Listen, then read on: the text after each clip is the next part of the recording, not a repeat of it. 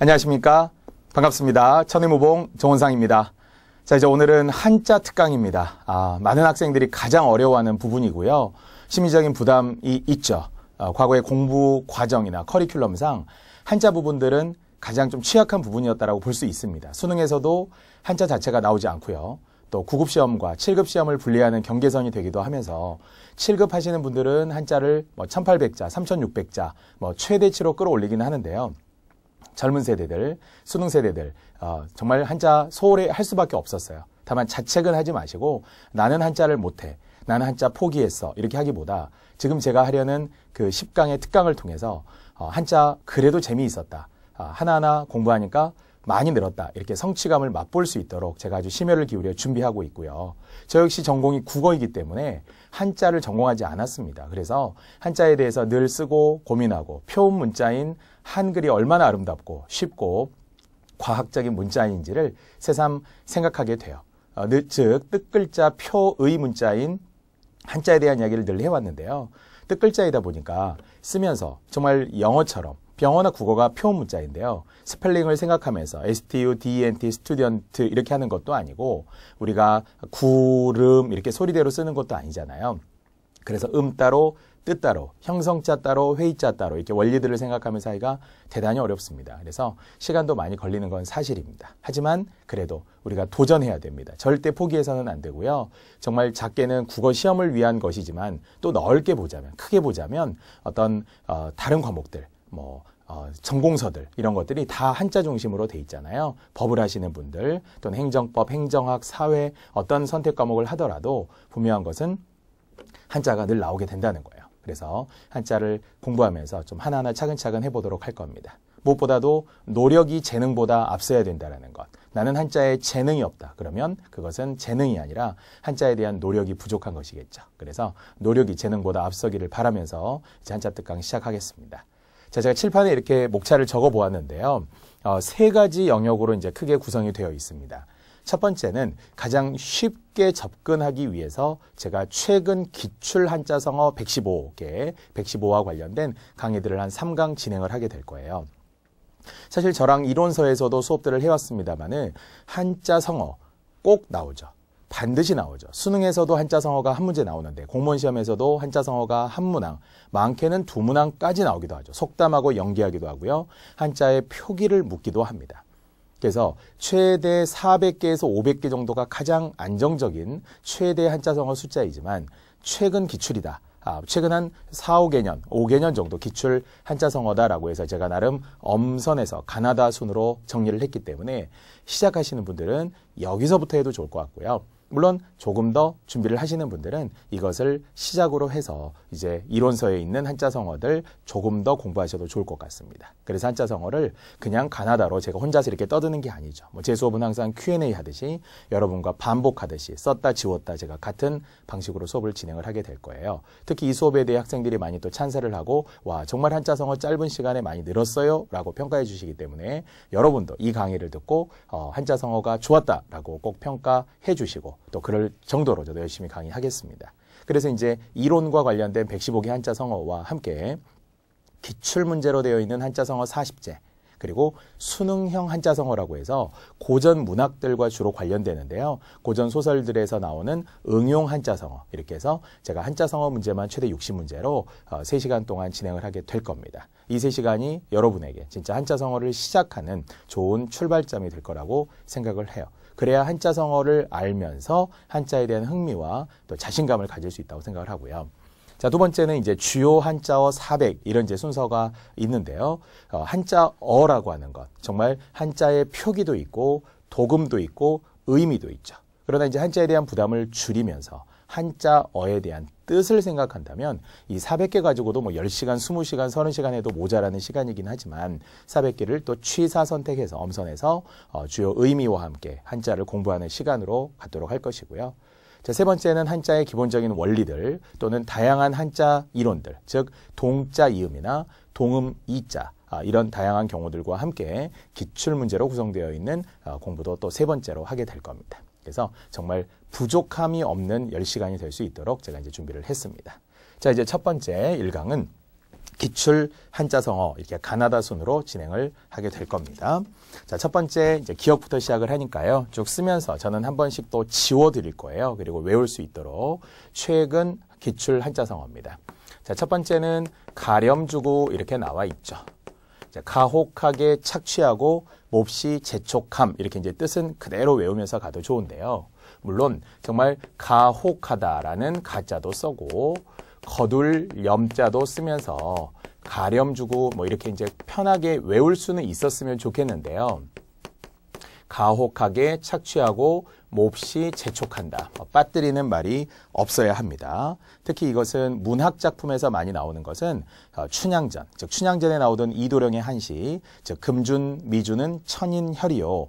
옥반 가효는 만성고라 이렇게 했어요. 그래서 너희들이 마시고 있는 좋은 술과 안주 또는 금동이의 좋은 술과 안주는 모든 사람의 피와 기름으로 만든 거 아니냐. 그러니까 바로 너희들은 다 죽었어. 꼼짝마 이렇게 했던 이도령의 한시의 주제 가렴주고입니다. 또는 정약용의 탐진초녀, 이재현의 사리와 이런 한시들에서도 주제를 가렴주고라고 합니다. 그만큼 탐관오리들의 악행을 비행을 비판하는 것이라고 할 수 있는데요. 우리 가나다의 시작은 가렴주고로 항상 시작해도 좋을 것 같아요. 됐죠? 자, 그러면서 그것에 같은 말이 밑에 나오죠. 가정, 맹어호가 되겠습니다. 시간상 제가 한자를 다 쓰지 못하더라도 그 뜻을 외우게 하는데 목적이 있는 거니까요. 가렴주고의 가, 가정, 맹어호의 가를 같은 말로 일단 외우면서 시작을 해봅시다. 역시 가정, 맹어호, 가혹한 정치는 호랑이보다 더 무섭다 그런 말이죠. 가혹한 정치라고 하는 거예요. 물론 항상 민본주의에 의하면 백성들을 잘 먹여 살리는 거. 맹자식으로 말하더라도 백성들은 무항산이면 무항심이라는 말을 합니다.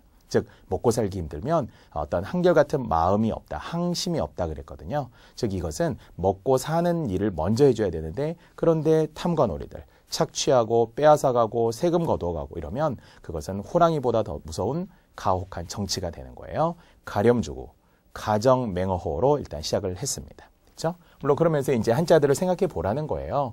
가혹하게 거두어 드린다. 그래서 거둘염자라는 걸 한자 미리 한번 생각을 해보세요. 뒤에서 제가 이 한자에 대한 설명을 분명히 하게 될 겁니다. 다시 가혹하게 거두어 드리고 세금을 빼앗는 것을 가리키는 말이었어요. 자, 세 번째 감탄고토입니다. 물론 달면 삼키고 쓰면 뱉는다 그렇게 이야기하죠. 한자성어는 항상 두 글자씩, 즉 사자성어다 이렇게 이야기하는 것은 두 글자의 뜻을 붙여서 외우는 경우들이 많거든요. 가운데 갈지자로 연결되는 것 빼고는 둘로 나누면 가장 좋습니다. 즉 역시 감탄고토라고 하는 것도 특별하게 뭐 외울 필요는 없을 만한 쉬운 말이긴 하지만 달면 삼키고 쓰면 토한다 뭐 그렇게 이야기하니까요. 그래서 감탄고토까지 한자성어로 간단하게 외우면 되겠죠. 그렇죠? 자, 네 번째 감나물려입니다. 자, 이제 지금부터 제가 같은 말, 이제 한자성어를 공부하는 여러 가지 방법이 있는데요. 제가 즐겨 하는 것은 같은 말을 묶어서 외우는 거예요. 자, 그리고 두 번째 같은 말과 함께 이제 비슷한 성향의 성어들이 있어요. 그러면 그것들도 좀 분리하면서 앞에 두 글자 시작이 같다든지 이런 것도 제가 이 시간 안에 다 해결해 드릴 겁니다. 자, 일단 감나물려라는 것은 역시 갑의 남자, 을의 여자니까 평범한 사람들이죠. 얘는 같은 말 꼭 필요한데요. 즉 장삼, 이사라든지 또는 필부 또는 초동급부, 즉 나무하는 동자, 남자와 물을 깃는 아낙네 그렇게 하죠. 또 그냥 어리석을 우자를 쓰지만 그런 평범한 사람들을 가리킬 때 오부라고도 하고요. 흔히 많이 쓰이는 선남선녀라는 말도 있는데 이제 그것은 불교에 귀의한 남녀라는 사전적 의미에서 그냥 보통 사람들이라는 뜻으로 확장해서 쓰이기는 하지만 원래는 평범한 사람들의 뜻에는 들어있지 않아요. 그래서 장삼이사, 초동급부, 오부오부 그리고 감나물려 이 정도를 같은 말로 일단 한번 묶어서 외워보시기 바랍니다. 자, 다섯 번째 건곤일척이죠. 자, 역시 두 글자 하늘과 땅이 건곤. 우리 태극기 건곤감리 이런 말 쓰잖아요. 그래서 하늘과 땅이 한번 만난 거죠. 즉 아주 던지는 거니까 던지다라는 의미에서의 또 척자도 있네요. 그러니까 어떤 주사위를 던져서 승패를 본다. 그래서 운명을 걸고 단판거리로 승부를 하는 것을 건곤일척이라고 하겠죠. 자, 여섯 번째 격화소양입니다. 자, 역시 시험에서는 격화 소양과 함께 격화 파양이라는 말까지 함께 사용이 되었었죠. 중요하다. 왜냐하면 이게 좀 어려운 한자이기 때문에 한자 자체로도 있습니다만은 뜻으로 평소에 많이 쓰지는 않아요. 네, 이런 것들을 알아두면 이제 진짜 실력이 될 수 있으니까요. 다시 격화 소양입니다. 설명을 제가 다시 한번 해드리도록 하겠습니다. 격화 소양이라고 하는 것은 격화, 즉 신을 신은 채 발바닥을 긁었다 그렇게 한다는 거죠. 자, 다시 신을 신은 채, 이게 신화자가 있네요. 사이 뜰 격도 있습니다. 또 가려울 양도 있고요. 긁을 소자가 있습니다. 자, 그래서 신을 신은 채 발바닥을 긁었다는 것은 일단 부정의 의미로 시작을 하시고요. 일이 시원치 않았다. 이게 뭔가 개운하지 않아요. 왜냐하면 가려운데 발바닥을 긁어야 되는데 신을 긁으면 전혀 개운하지 않겠죠. 그래서 어떤 일 처리가 약간 찝찝하게 됐다. 뭔가 개운하지 않았을 때 이것을 격화 소양이라고 하고 이것을 다른 말로 격화 파양이라고도 합니다. 이쪽에다 적어볼게요. 격화 파양. 얘도 똑같습니다. 긁는다라는 긁을 파자를 사용해요. 그래서 격화 소양 또는 격화 파양이라고 하는 것은 둘 다 같은 말로 사용을 하면서 한자들이 하나하나 썩 쉬워 보이지는 않습니다. 다시 시작은 신, 우리가 금강재화 이런 메이커가 있잖아요. 장화라고 하는 게 있죠. 신발입니다. 이제 신을 신은 채 발바닥을 긁었다. 그렇죠? 이렇게 뜻으로 외워보시기 바랍니다. 자, 7번째로 빨리 넘어갑니다. 자, 견강부회입니다. 역시 이제 제가 테마적으로 설명하는 3대 한자성어라는 게 있는데요. 이것은 견강부회부터 시작을 합니다. 역시 한자로 보게 되면 일단 검을 현자를 먼저 써준 다음에 소가 들어가는 끌 견자입니다. 우리가 소를 끄는 사람을 견우라고 이야기를 하죠. 견우와 직녀, 배를 짜는 여자는 직녀가 되니까요. 자, 그래서 이것도 강하다라는 강할 강도 되지만 여기서는 억지강입니다. 벌써 억지로 끌어붙여 이런 말이 들어가야 돼요.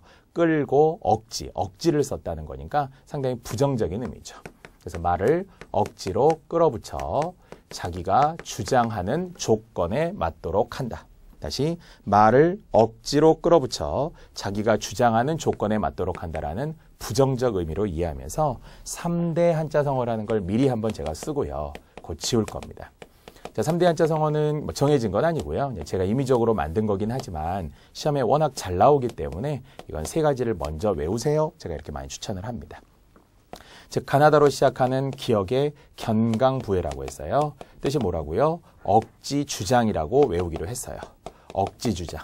그러니까 어떤 비문학 글을 읽었는데 어떤 주장하는 게 약간 논리적이지도 않으면서 막 억지를 쓴다면 그것을 견강부회다 이렇게 말할 수 있고요. 자, 또 부화뇌동이라고 하는 일단 어감은 부회와 부화가 약간 흡사하네요. 전혀 다르긴 하지만 연상해서 외울 수는 있겠죠. 견강부회, 부화뇌동. 자, 역시 이게 부화뇌동도 마찬가지로 어떤 번개 소리에 즉 천둥 소리에 함께 따라한다 그런 이야기인데요. 부화뇌동은 흔히 줏대 없이 덩달아 따라한다 그런 말입니다. 즉 부화뇌동 하지 마라 이렇게 이야기하죠. 줏대 없이 행동하지 마라. 남이 한다고 해서 따라하지 마라. 즉 친구 따라 강남 간다. 남이 장에 간다고 하니까 걸음지고 따라간다. 이런 것을 부화뇌동이라고 이야기하죠. 자, 다시 견강부회, 부화뇌동이 있고요. 자가당착이라고 하는 것도 있죠. 자, 자가당착 또한 마찬가지로 일단 언행의 앞뒤가 맞지 않음, 모순된다 그런 말이에요. 언행의 앞뒤가 맞지 않음. 그래서 이 3가지부터 시작을 해야 합니다. 자, 다시 제가 뜻을 좀 외우기 위해서 지워볼게요. 할 수 있던가요? 견강부회, 부화뇌동, 자가당착.